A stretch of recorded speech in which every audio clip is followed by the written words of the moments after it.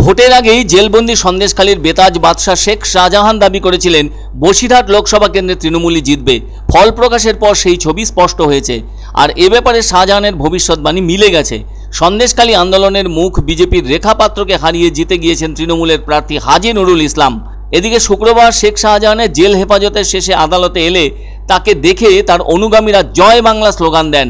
আর অনুগামীদের মুখ থেকে জয় বাংলা স্লোগান শুনে তার মুখে চওড়া হাসি দেখতে পাওয়া গেল।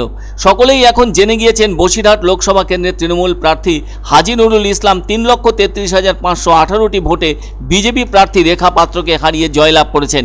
গত 24শে মে শেখ শাহজাহানকে বসিরহাট মহকুমা আদালতে তোলার সময় শেখ শাহজাহান আগাম ভবিষ্যৎবাণী করে বলেছিলেন, যে কারণে আমাকে আটকানো হয়েছে এসব বিফলে যাবে।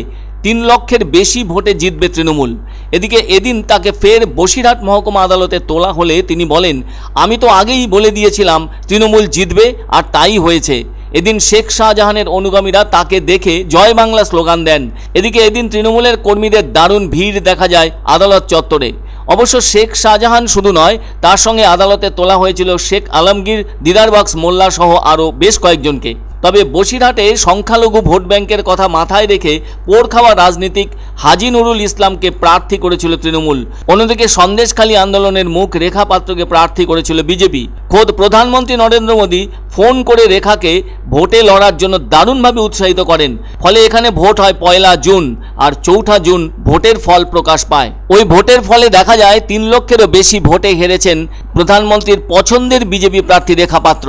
যদিও সন্দেশখালীতে লিড পেয়েছে বিজেপি।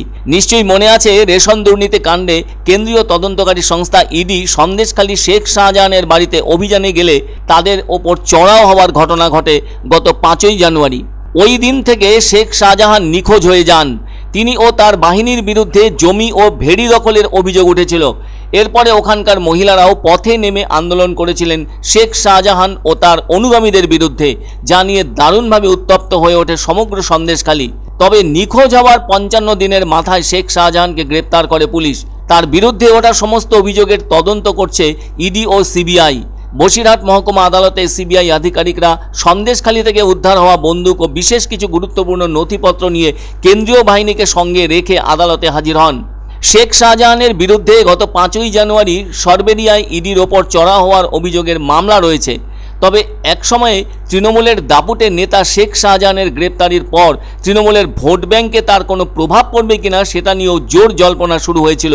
যত দিন গড়িয়েছে ততই ওই অঞ্চল উত্তপ্ত হয়ে উঠেছে।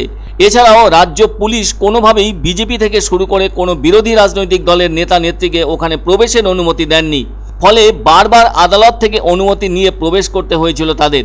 কিন্তু ভোটে তার কোনো প্রভাবই পড়েনি, সেটা স্পষ্ট হয়েছে। আর এদিন শেখ শাহজাহান যেন তৃপ্তির হাসি হাসলেন তার ভবিষ্যৎবাণী মিলে যাওয়ায়।